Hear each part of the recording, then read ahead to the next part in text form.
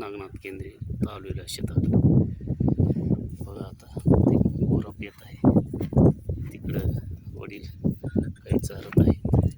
मस्त येत आहे वातावरण आहे. तर गाई अशा चरू लागल्यात. बघा हे किती मोठा होऊन सुद्धा पेत आहे गोरप गाईला. तिकडे मस्त वातावरण आहे. वाकडे येत आहेत उडत असं मस्त. तिकडे बैल चरत आहेत.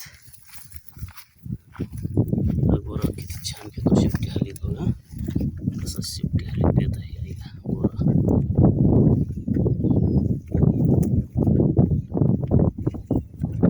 वातावरण किती आता ते फुलं झाडाला किती आलेली आहेत. झाड किती लटकलेलं इकडे फुलांना झाड निसर्ग नटला निसर्ग सजला निसर्ग फुलला. तिकडे पहिलं वासर छान चरत आहेत. हे वातावरण आहे मस्त छान पैकी.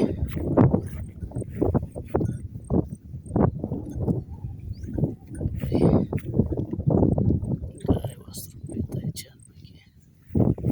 लहान लहान वासर चरत आहेत पहिलं. मस्त वातावरण आहे.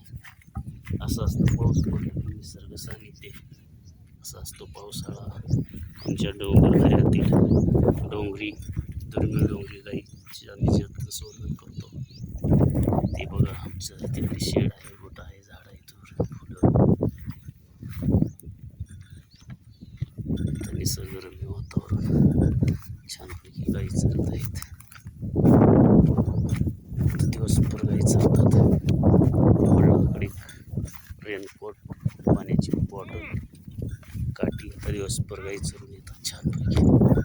बघा आता ती वडिलांमध्ये मैत्रिणीच आहेत गाईच्या. गाई सुटल्या की आपोआप येतात. त्याच्याच भोवती बसून काय ते किडे गवतावर हे ते खातात. छानपैकी मस्त वातावरण. असं निसर्गरम्य वातावरण. शेती गावगाडा कृषी आपली माती आपली माणसं. मातीशी नाळ असलेली माणसं. संचार गोटा कमी खर्चात शून्य खर्चात लाखो रुपये.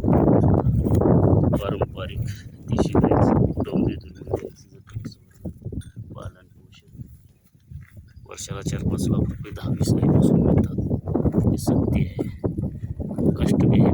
कष्टावर ऊन पाऊस वारा चिखल दिवसभर भटकंती करावं राहणं माळानं. तेव्हा पैसा मिळतो सहज मिळत